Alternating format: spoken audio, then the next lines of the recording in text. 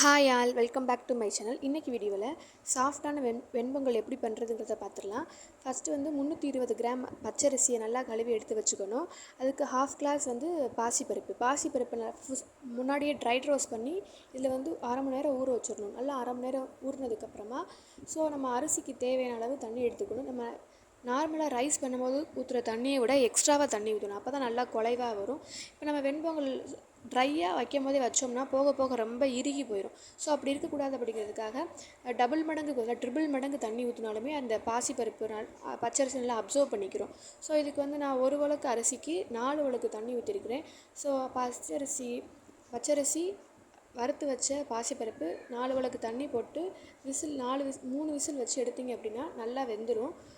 பார்த்தீங்கனாலே தெரியும் நல்லா குலைவாக வெந்திருக்கும். ஸோ கருவேப்பிலையை போட்டு நல்லா மிக்ஸ் பண்ணிக்கோங்க. அடிப்பிடிக்காமல் வந்திருக்கு. கரெக்டாக அந்த ஸ்ட்ரக்சர் வந்து கிடச்சிருக்கு.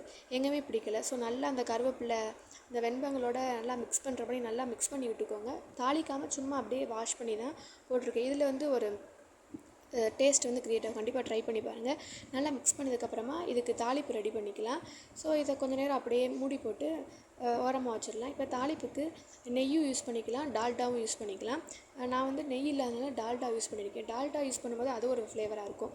ஸோ டால்டா நல்லா உருகி ஹீட் ஆனதுக்கப்புறமா 1 ஸ்பூன் மிளகு, 1 ஸ்பூன் ஜீரகம் போட்டு நல்லா பொரிஞ்சதும் இஞ்சி குட்டி குட்டியாக கட் பண்ணி இஞ்சியும் போட்டுக்கோங்க. இஞ்சி அண்டு முந்திரி பருப்பு போட்டு நல்லா பொரிஞ்சதுக்கப்புறம் கருவேப்பிலை இதெல்லாம் நல்லா பொரிஞ்சு வந்ததுக்கப்புறம் நம்ம வெண்பொங்கலோடு ஆட் பண்ணி கிளறி விடாமல் கொஞ்சம் நேரம் மூடி போட்டு நம்ம சர்வ் பண்ணும்போது மிக்ஸ் பண்ணி விட்டோம் அப்படின்னா சாப்பிடும்போது அந்த கன்சிஸ்டன்சி கரெக்டாக இருக்கும். இப்போ வெண்பொங்கலுக்கு தேங்காய் சட்னி பண்ணுறதை பார்த்துடலாம்.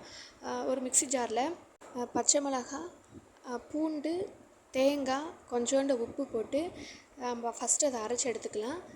அரைச்சி எடுத்ததுக்கப்புறமா நெக்ஸ்ட்டு வந்து பொரிகளில் போட்டு அதையும் லைட்டாக கொஞ்சோண்டு பொரிகளில் போட்டால் தான் நல்லாயிருக்கும். நிறையா போட்டோம் அப்படின்னா விழுவிழுன்னு ஆகிடும். ஸோ தேவைக்கு போட்டு அரைச்சிங்கன்னா சட்னி ரெடி. வெண்பொங்கல் வித் சாம்பார், தேங்காய் சட்னி கண்டிப்பாக ட்ரை பண்ணி பாருங்கள். வீடியோ பிடிச்ச லைக் அண்ட் சப்ஸ்கிரைப் பண்ணுங்கள். டில் தென் டேக் கேர். பாய்.